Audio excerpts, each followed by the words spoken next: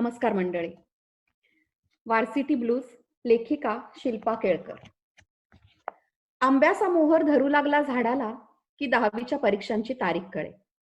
मग घरोघरी अभ्यास करून घेण्यासाठी आधी मुलांच्या आढ्या घातल्या जात. ती त्यातून उबून बाहेर आली की परीक्षा पार पडत. तोवर कैऱ्या पाडाला येत आणि मुलांच्या जागी आंब्याची आढी पडे. परीक्षेतून तावून सुलाखून बाहेर पडलेली मुलं आंब्यावर ताव मारायला मोकळी होत आणि त्यांचे पेपर तपासायला शिक्षक. पहिल्यांदा परीक्षक पेपर तपासत, मार्क्स दे. मग ते पेपर मॉडरेटरकडे जात. मॉडरेटर परीक्षकांनी पेपर तपासलाय ना बरोबर हे तपास. या दरम्यान साऱ्या महाराष्ट्रभर लाखेनं सील केलेली हजारो पोती आंब्याच्या पेट्यांबरोबरच या गावाहून त्या गावाला पाठवली जात. कारण ज्या गावची मुले त्याच गावात त्यांचे पेपर तपासायला नाही द्यायचे तर ते अगदी दूरवरच्या गावात पाठवायचे, हा बोर्डाचा नियम. पेपरवर मुलांची नावे नसली तरीही एकाच गावात असेल तर कोण कुठले पेपर तपासत आहे याचा सुगावा लागून फसवणूक केली जाऊ नये म्हणून ही काळजी घेतली जाईल. आणि कुठले पेपर कुठे गेलेत हे अगदी गोपनीय ठेवले जाईल. दुपारच्या टळटळीत उन्हात यातलीच काही पोती दरवर्षी आमच्या घरीही येत. कारण माझे बाबा मॉडरेटरचं काम करत असत. सीलची लाख आणि पेपरातली शाई वितळून जाईल की काय असं गरम असे. या पोत्यात प्रत्येक मुलाचे भवितव्य सीलबंद असे. बाबा बाहेर जाऊन पोस्टमनला पोती आत आणून द्यायला मदत करत आणि सगळी पोती आत आली की त्याला आत बोलावून लिंबू सरबत देत. त्यावेळी सुट्टीत कुठे फार लांब ट्रिपवर जाणं हा विचार खिशाला परवडणारच नसल्यानं तो प्रश्नच नसे. त्यामुळे रिकाम्या वेळात तेवढंच जास्तीचं उत्पन्न. ती पोती आली की आमच्या 2 खोल्यांच्या घरातलं वातावरण एकदम बदलून जाईल. ती पोती नुसती खोलीतली जागा व्यापत नसत तर रोजच्या जगण्यावर, संभाषणावरही कब्जा करत. पेपर बरेच असत, शिवाय बाबांच्या नेहमीच्या शाळेचे पेपरही असतच.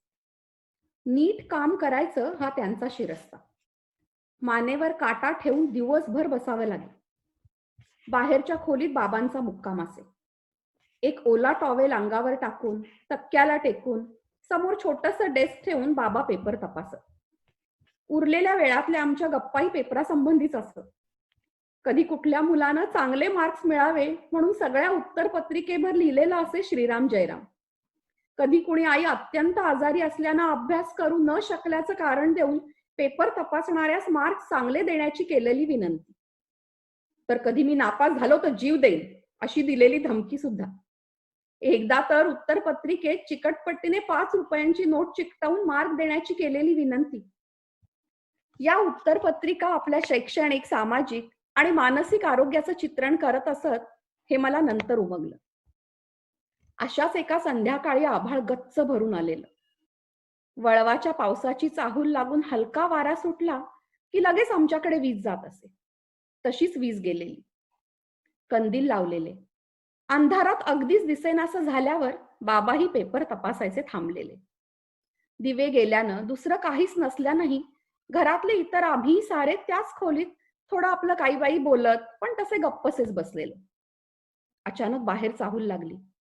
कुणाच्या तरी दमदार पावलांचा आवाज आला. आवाजावरून चामड्याचे जाडसर जोडे आणि त्या जोड्यांचा मालकही चांगलाच वजनदार असावा असा अंदाज बाबांना आला असावा. त्यांनी पटकन पेपर झाकले आणि उठून दाराकडे जाऊ लागले.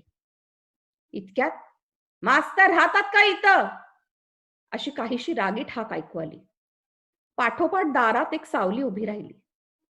एकतर कुणी येणार नव्हतं, आवाज ओळखीचा नव्हता आणि बाबांना अशी हाक मारणारं तर गाव भागात कोणीच नव्हतं. बाबांनी विचारलं, कोण आहे? मी अमुक तमुक आमक्या गावावरून आलोय, काम आहे असं काहीसं मगरुरीत उत्तर आलं. बाबांनी दारात जाऊन खालच्या अर्ध्या दाराची कडी काढली. बाबा बाजूला व्हायच्या आतच एक मुंडासे लावलेले, धोतर नेसलेले, चांगले पैलवान वाटणारे गृहस्थ आत घुसले.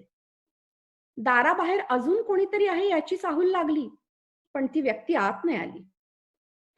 बाबांनी विचारलं, कोण कुठले? पाणी हवंय का? त्या माणसानं सरळ मुद्द्याला हात घातला. बाबांना खानदेशी काहीशा ग्रामीण भाषेत म्हणाला, माझ्या मुलाचे गणिताचे पेपर आले तुम्हाकडं, त्याला चांगलं पास करायचं. असं म्हणत त्यानं खिशातून अतिशय चुरगळलेला चिठोरा काढला आणि बाबांच्या हातात फोडला. त्यावर त्यांच्या मुलाचा परीक्षा नंबर आहे असं सांगितलं. माझी आई, बहीण, मी आम्ही तिथेच बसलेलो. बाबांनी आम्हाला आतल्या खोलीत जाण्याची खूण केली. आम्ही स्वयंपाकघरात गेलो. मात्र 2च खोल्यांचं घर असल्यानं बाहेरचं संभाषण स्पष्ट कानांवर पडत होतं. त्या गृहस्थाने तो एक अतिशय श्रीमंत शेतकरी आहे आणि त्याच्या मुलाने शिक्षण घेण्याची जरुरी नाही. मात्र त्याने शिकायचा हट्टच धरल्यानं त्याला शाळेत पाठवत आहे हे सांगितलं. मात्र त्याने फारसा अभ्यास न केल्यानं जर तो नापास झाला तर मोठा प्रश्न निर्माण होईल हेही सांगितलं. पुढे ते म्हणाले, वर्षभर पुरल इतकं धान्य आहे गाडीत. माझा गडी बाहेर उभा आहे. त्याला सांगितलं की आणून पोती उतरवील. मात्र नाही म्हणाल तर त्योच दमदार गडी आपली ताकद पोत्यांवर नाही पण तुमच्यावर दाखवायला मागं पुढं पाहणार नाही. आम्ही काय ऐकतो त्याचा आमच्या कानांवर विश्वासच बसेना. आई मधल्या दारात जाऊन उभी राहिली. आम्ही तिच्या आडून बाहेर बघू लागलो. आधीच दिवे गेलेले. कंदिलाच्या मिणमिणत्या प्रकाशात ते मुंडासेधारी अधिकच उग्र दिसत होते. बाबा त्यांच्यासमोर अगदीच सामान्य शरीर यष्टीचे दिसत होते. आता बाबा काय म्हणतायत याची मला उत्सुकता लागलेली. बाबांनी त्यांना शांत आवाजात उत्तर द्यायला सुरुवात केली. तुम्ही बऱ्याच लांबून आलाय. बसा जरा. चहा पाणी सरबत काहीतरी घ्या. अहो मुलाची काळजी समजते पण असे मार्क्स नाही मिळत. मग इतर मुलं अभ्यास करतात त्यांनी का बरं कष्ट करावे. मात्र समोरच्या गृहस्थांना बाबांचं हे उत्तर आवडलं नसावं. त्यांनी मुठी आवळून हात वर घेतला आणि बाबांना म्हणाले, वर्षभर काम नाही करावं लागणार इतकं धान्य देतो म्हणतोय का मार खायचाय. त्यांचा आवाज जसा चढला तसा बाहेर उभ्या असलेल्या व्यक्तीची हालचाल झाल्याची चाहूल लागली. आमची मात्र आता पाचावर धारण बसली. कुणाला हाक मारावी तर आमचं घर वाड्याच्या टोकाला. हाक ऐकू जाण्याची शक्यता कमी. शिवाय दाराबाहेर जो कोणी उभा आहे त्याचा अंदाज आम्हाला कुठे होता. आम्ही मुठीत जीव धरून पुढे काय होतंय ते बघू लागलो. बाबांनी क्षणभर विचार केला असावा आणि म्हणाले, तुम्ही ते धान्य आणलंय ते कोणी उगवलं. त्या गृहस्थांनी त्याच गुस्स्यात उत्तर दिलं, आम्हीच की. दिसरात्र कष्ट केलेत महिनोन शेतात ते काय उगच नाही. सोन्यासारखा दाना एक एक. मग बाबा म्हणाले, अहो मग कष्टाचं फळ म्हणजे काय हे माहित आहे तर जमिनीला धमकी देता. उगव गहू 2 दिवसात नाही तर तुला बुकलून काढतो. आता बाबांचं संभाषण कुठल्या दिशेला चाललंय याचा त्यांना अंदाज आला असावा. त्यांच्या वळलेल्या मुठी सैलावल्या. पहिल्यांदाच ते आल्यापासून खुर्चीवर बसले. इतक्यात दिवे आले. त्यामुळे वातावरण एकदम निवळल्यासारखं झालं. बाबांनी आईला चहा करून आणतेस का म्हटलं. पुढे बराच वेळ बाबा काही बाई बोलत राहिले. ते मुंडासेवाले मान हलवत राहिले. मध्येच त्यांनी बाहेरच्या व्यक्तीला गाडीत जाऊन बस असं सांगितलं. शेवटी चहा पिऊन बाबांना खाली वाकून नमस्कार करून ते निघून गेले. उरलेले पेपर तपासून झाले. लाख गरम करून त्याला सील लावून पोती परत गेली. कोणी मुलं पुढच्या इयत्तेत गेली, कोणी मागे राहिली. आंब्याची झाडं नवीन पालवी फुटून पुढच्या मोहराची वाट बघू लागली. तो प्रसंग माझ्या मनावर त्या पोत्यावर लावलेल्या लाखेच्या सील सारखा ठसून राहिला.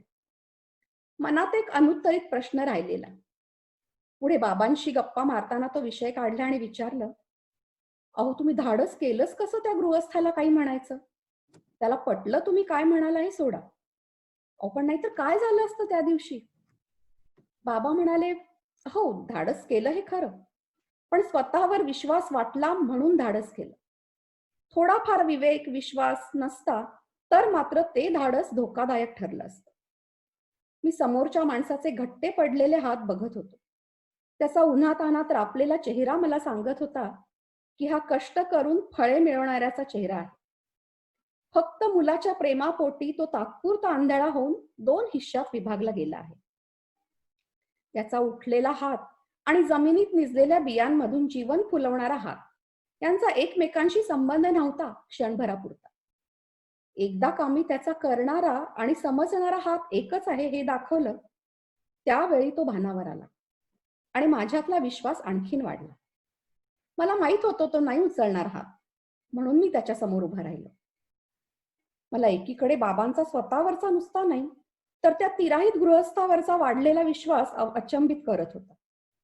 तरीही मी बाबांना म्हटलं, अहो आता सगळं नीट झालंय म्हणून म्हणतात, पण नसतं तसं घडलं तर काही अघटित नसतं का झालं?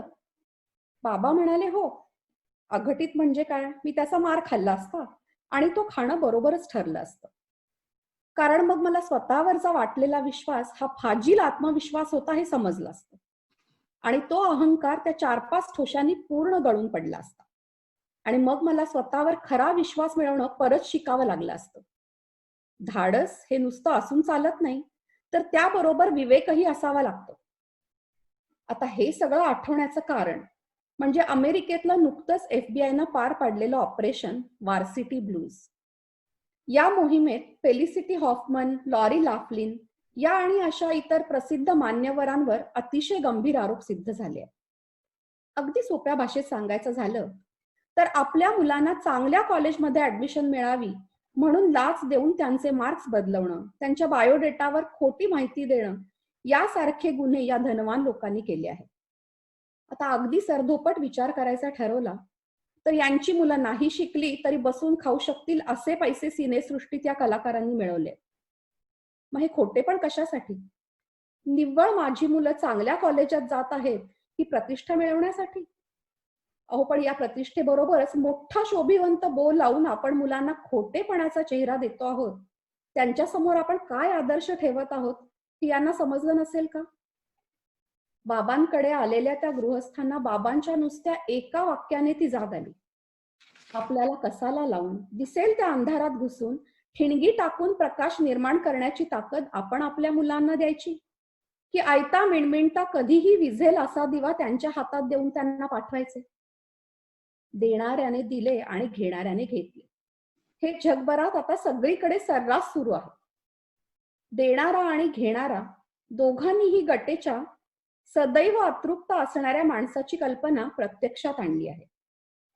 कितीही धन, ज्ञान, सौंदर्य आणि ऐहिक गोष्टी पदरी असल्या तरीही अधिकच असमाधानी होणारी माणसे सगळीकडे का दिसू लागली आहेत? जगातल्या प्रत्येक गोष्टीला मूल्य लावलं की तिला मूल्यहीन करणं सोपं जातं. संकुचितपणा आणि स्वार्थ यावर विजय मिळवणारा विवेक आणि संधी साधू धूर्तपणा याकडे पाठ फिरवण्याची जिद्द पूर्वी कुठे शिकवली जात होती का? बाबांना धान्याची लाच देण्यास आलेले गृहस्थ आपल्यावर हात उठवणारच नाहीत हा बाबांना वाटलेला विश्वास मला परत गट्टेच्या पाऊसचीच आठवण करून देतो. त्यात परमेश्वर मेफिस्टॉफलिसला म्हणतो की चांगला मनुष्य क्षणभर आंधळेपणाने भटकून दुसरीकडे एक वेळ जाईल, पण तो सदाचरणाचा आपला मार्ग विसरणार नाही. हा विश्वास वाटण्यासाठी धाडस आणि विवेक हे दोन्ही हवं. धाडस शक्ती देतं, पण त्यामागची दृष्टी विवेक देतो. या जगातून दोन्हींचा ऱ्हास झाला तर आपण फाऊस्ट नाट्यकृती जिवंतपणे जगत राहू इतकंच. धन्यवाद.